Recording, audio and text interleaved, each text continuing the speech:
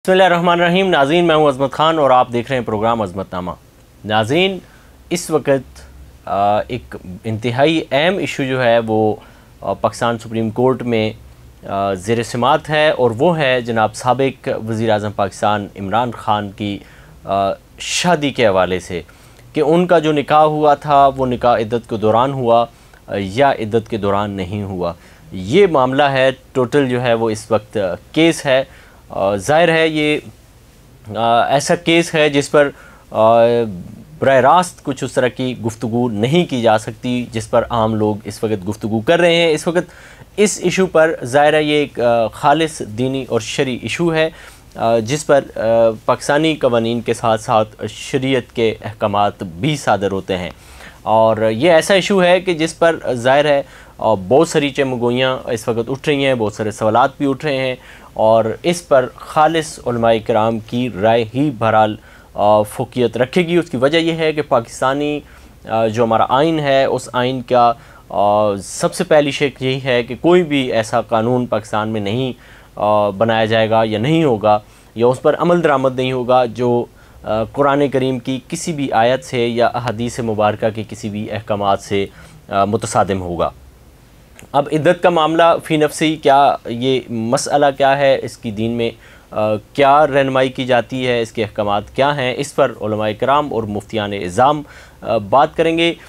लेकिन इस पर कल गुज़िश्ता रोज़ इस्लामाबाद और रावलपिंडी के जितने भी बड़े मदारिस हैं उनके दारुल इफ्ता के रईस जितने भी हैं वो सर जोड़ कर बैठे और अल मजलिसुल फ़िक़्ह के नाम से इन्होंने ये एक मुशावरत की जिसमें इन्होंने एक अहकामात के लिए और इसकी शरीयत की रोशनी में इस पर इद्दत के मामले पर क्या दीन के हवाले से क्या रहनुमाई मौजूद है, इस पर इन्होंने गौर व खोज किया और तवील इनकी नशिस्त हुई। उसके बाद उन्होंने एक एलामिया जारी किया। आइए उस पर एक रिपोर्ट देखते हैं। अल मजलिसुल फ़िक़्ह के ज़ेर एहतमाम इस्लामाबाद के जय्यद मुफ्तियान कराम का अहम इजलास। इमरान खान और बुशरा बीबी के निकाह और इद्दत के हवाले से अदालती फैसले पर मुफ्तियान कराम का अहम इजलास मुनक़िद हुआ। इजलास खुबैब फाउंडेशन के मरकज़ जामिया मस्जिद उस्मान H8 इस्लामाबाद में मुनक़िद हुआ। इजलास में जामिया मुहम्मदिया के रईस दारुल इफ्ता और अल मजलिसुल फ़िक़्ह के मुंतज़िम मुफ्ती शकील अहमद ने सरपरस्ती की। इजलास में लाल मस्जिद के रईस दारुल इफ्ता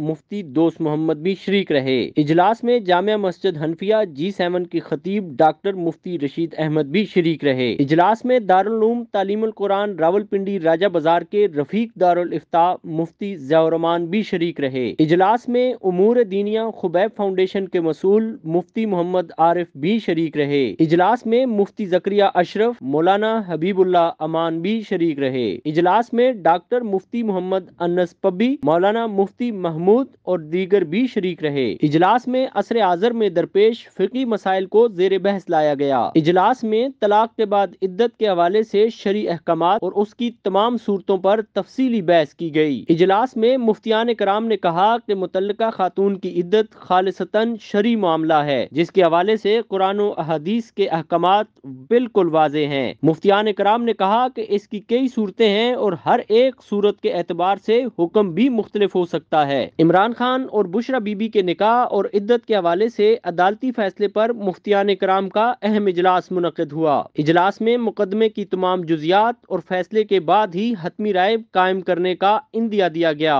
मुफ्तियान कराम ने कहा कि दारुल इफ्ता जिम्मेदार फोरम होता है। मुफ्तियान कराम ने कहा कि अवाम के मसाइल और तफसीलात मालूम होने के बाद ही शरई रहनुमाई की जा सकती है। मुफ्तियान कराम ने कहा कि शरई अहकामात से मुतल्लिक सोशल मीडिया पर बहस से गुरेज किया जाए। मुफ्तियान कराम ने इजलास में कहा कि अहम मामले पर तबादला ख्याल के दौरान मुहतात रहने की जरूरत भी है। मुफ्तियान कराम ने कहा कि सियासी मकासद की तकमील या जज्बात की तस्कीन के लिए बहस मुनासिब नहीं। मुफ्तियान कराम ने इजलास में कहा कि सियासी वाबस्तगियां अपनी जगह लेकिन अज़राए करम शरई अहकामात को तख्ते मश्क न बनाया जाए। मुफ्तियान कराम ने पाकिस्तान के कानून में शरीयत से मुतसादिम कवानीन को मसाइल की जड़ करार दे दिया। मुफ्तियान कराम ने कहा कि बहुत सारे मुकदमात में शरीयत से मुतसादिम कवानीन और फैसलों से मसाइल जन्म लेते हैं। मुफ्तियान कराम ने कहा कि मुमलकत खुदादाद پاکستان میں تمام فیصلے شریعت کے مطابق ہونے چاہیے۔ مفتیان کرام نے یہ بھی کہا کہ 76 سال سے بعض قوانین کو شریعت کے سانچے میں ڈھالنے میں ہم بری طرح ناکام رہے۔ مفتیان کرام نے کہا کہ قومی قیادت کو اس طرف بھی توجہ دینے کی ضرورت ہے۔ جی ناظرین، یہ آپ نے رپورٹ ملاحظہ کی کہ یہ المجلس الفقہی نے کیا احکام اپنا اعلامیہ جاری کیا ہے۔ اس پر میرے خیال میں عام لوگ جس طرح سے بحث کر رہے ہیں ان کو فی الوقت اس پر بحث سے اجتناب کرنا چاہیے، اور دوسری طرف ہماری اپنی سجیشنز یہ ہیں کہ علماء حق کو اور سنجیدہ علماء کو اس پر سامنے آنا چاہیے، اور ان کو عوام کے سامنے عدت کا مسئلہ جو ہے وہ رکھنا چاہیے کہ اس میں عورت کی گواہی کب اور کیسے قبول کی جاتی ہے، اور مرد کی گواہی کہاں تک قبول کی جاتی ہے اور کن صورتوں میں قبول کی جاتی ہے۔ اس پر علماء کو بات کرنی چاہیے۔ ہم اس پر کوشش کریں گے کہ آنے والے کسی ایپیسوڈ میں علماء کرام کی گفتگو کو پیش کر سکیں۔ اسی کے ساتھ اپنے میزبان عظمت خان کو دیجیے اجازت، اللہ نے کے بعد۔